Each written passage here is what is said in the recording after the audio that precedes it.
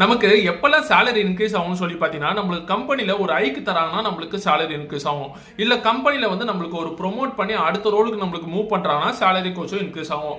மூணாவது விஷயம் என்னன்னு சொல்லி பார்த்தீங்கன்னா, நீங்க ஒரு கம்பெனில இருந்து இன்னொரு கம்பெனிக்கு மாறி போறீங்க. அது புது கம்பெனில நல்ல ஒரு சேலரி ஹைக் கொடுத்து உங்களுக்கு எடுக்கிறாங்கன்னா, அப்ப கொஞ்சம் உங்களுக்கு சேலரி இன்க்ரீஸ் ஆகும். இது இல்லாத எனக்கு சேலரி வந்து பயங்கரமா இன்க்ரீஸ் ஆகணும் அப்படின்னு சொல்லி நீங்க ஆசைப்பட்டீங்கன்னா, நீங்க பண்ண வேண்டிய சின்ன ரிசர்ச் மட்டும் சொல்றேன். நான் முன்னாடி சொன்ன சிச்சுவேஷன்ல உங்களுக்கு வந்து மேக்ஸிமம் பார்த்தீங்கன்னா சேலரி ஒரு 30 to 40% தான் இன்க்ரீஸ் ஆகும். இப்போ எனக்கு ஒரு 50% 80% கிட்ட சேலரி இன்க்ரிமெண்ட் வேணும்னா நீங்க உங்களோட ப்ரொஃபைலை பத்தி ஒரு சின்ன ரிசர்ச் மட்டும் பண்ணி வச்சுக்கோங்க.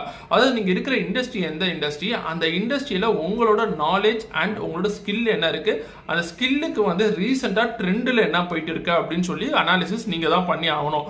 அந்த அனாலிசிஸ் பண்ணிட்டு நீங்க அதுக்கு ஏற்ற கோர்ஸோ ஒரு சர்டிபிகேஷனோ பண்ணீங்கன்னா உங்களோட ப்ரொஃபைலோட வெயிட்டேஜ் அதிகமாக வரதுக்கான வாய்ப்பு அதிகமா இருக்கு. இப்போ ரீசெண்டா ஒரு 2 to 3 years